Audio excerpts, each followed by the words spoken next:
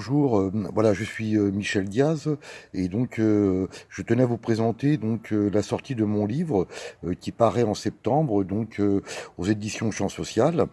Et donc il s'intitule, «La systémie, une compréhension, originale de la famille, concepts et outils pour le travail social».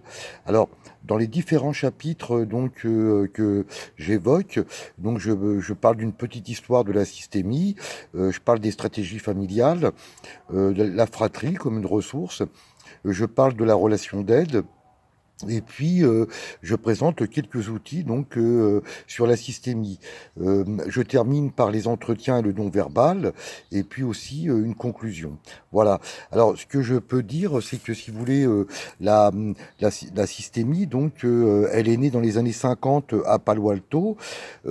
Juste dire un petit peu avant que jusqu'au 19e siècle, eh bien par exemple, l'individu qui posait des problèmes, qui avait des symptômes, eh bien on le mettait à l'écart, hein, dans des centres.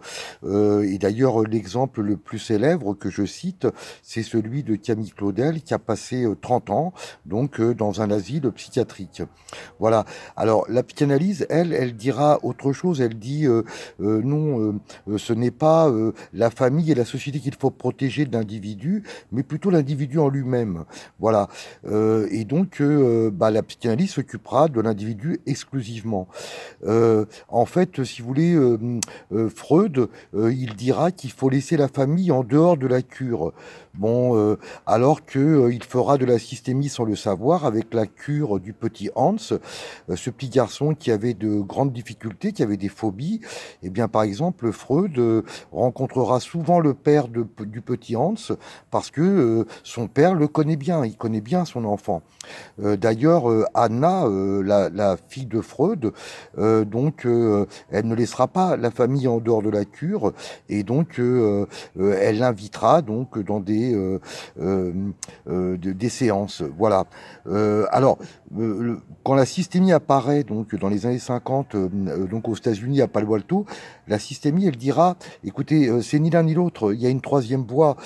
C'est donc la systémie, c'est-à-dire que l'individu est indissociable de son groupe d'appartenance, de son groupe familial. Voilà. Pour terminer, pour finir, donc je dirais, je citerai cette phrase de Virginia Satir, hein, qui est psychologue, anthropologue et systémicienne, et elle disait, voilà, s'il y a un membre de la famille souffre, ce qui se traduit par des symptômes, hein, bien sûr, eh bien tous les membres souffrent, voilà, car ils ne peuvent pas ne pas réagir. Voilà.